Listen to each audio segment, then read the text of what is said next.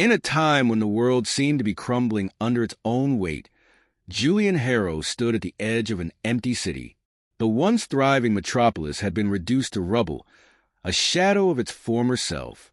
The buildings, towering symbols of human achievement, were now hollowed-out shells, their windows broken, their foundations weakened by the ravages of time and war. The air was thick with the dust of destruction, and the only sound was the occasional gust of wind, sweeping through the deserted streets. Julian's heart was heavy, not just with the loss of his home, but with the crushing weight of the years he had spent fighting. The memories of his youth, a time filled with hope, dreams, and laughter, seemed like another life. His parents, once vibrant and full of life, were now memories, lost to the wars that had ravaged the land. He had seen it all, the loss of friends, the betrayal of allies, and the ever-present fear that gnawed at him, reminding him that he was not just fighting for survival, but for something far greater, something he could never fully grasp. In the stillness of the ruins, he often wondered if it was all worth it. What remained of humanity after everything had been lost? Could it be rebuilt? Could the hope of a brighter future survive in a world that had seen so much darkness? These were the questions that haunted Julian as he moved through the wreckage, a soldier without a cause, a man without a future. Years earlier, Julian had been a young boy, living in a peaceful village with his family. They were not wealthy, but they were content. His father, a mechanic, taught him the value of hard work and perseverance. His mother, a schoolteacher, instilled in him the importance of knowledge and compassion. Julian had always been a curious child, his mind constantly searching for answers, for deeper meanings. He had dreamed of becoming an engineer, building bridges, and creating machines that could change the world. His life had been full of promise, a bright future waiting just beyond the horizon. But that future was violently shattered when the first wave of invasion swept across the land. The enemy was ruthless, methodical in their destruction. They came without warning, a force of nature that tore through cities, villages, and towns alike. Julian's family had tried to flee, but they were caught in the chaos.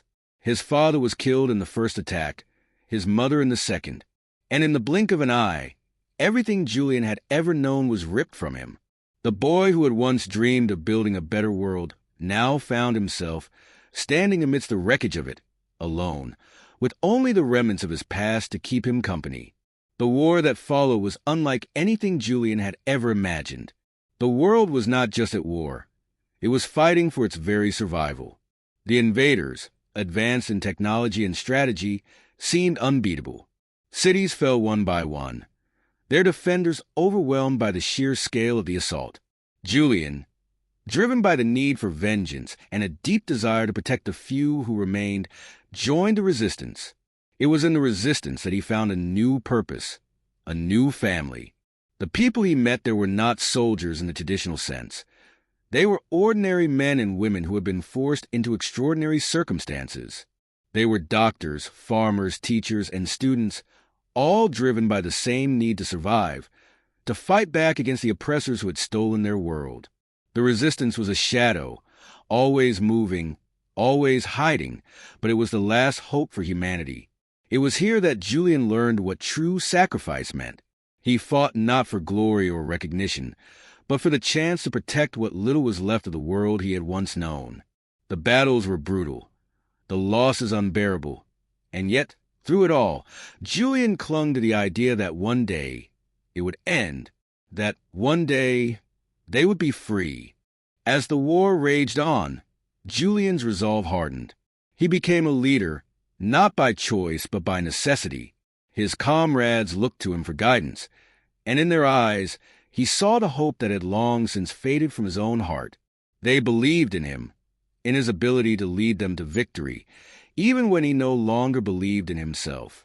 Julian had seen too much, lost too much, to feel the warmth of hope anymore. Yet in their eyes he saw a flicker of the future, a future that was worth fighting for, even if he couldn't see it himself. He remembered the faces of the children he had once known, their laughter echoing in the fields before the war came. He remembered the dreams they all shared, the promise of a world that could be better, brighter. Those memories were like a distant echo, but they were enough to push him forward. Every battle he fought, every life he lost, was for those memories, for the possibility that one day those children would play in the fields again and the world would know peace. But as the war dragged on, Julian began to question whether that dream was even possible. The resistance had suffered heavy losses. Many of his closest friends had fallen, their sacrifices now nothing more than ashes in the wind. The invaders were relentless, and with every victory they claimed, Julian's hope dwindled further. It was during the darkest days of the war, when all seemed lost, that he received word of an opportunity, a final, desperate plan that could end the conflict once and for all. The plan was simple in theory, but impossible in practice. It required a sacrifice, a complete surrender of everything they had fought for. Julian was faced with a decision: to continue the fight, knowing that it could lead to more death and destruction, or to take the risk of ending it all, even if it meant losing everything. It was a decision that could not be made lightly, and yet, in his heart, Julian knew what he had to do. He had seen enough of war, enough of the suffering it caused, to understand that sometimes the only way to stop the cycle was to break it completely. The final mission was both the hardest and the most liberating moment of Julian's life. As he stood at the precipice of the enemy's stronghold, his comrades beside him, he realized that the battle was not just against the invaders. It was against the world they had become. In his heart, he knew that the war had taken more than just lives. It had taken their humanity.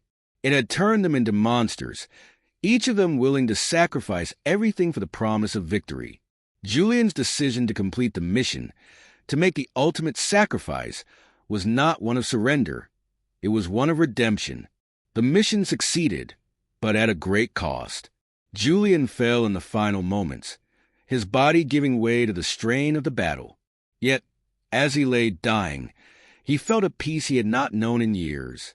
The world was broken, but it was no longer lost. His sacrifice had given humanity a chance to rebuild.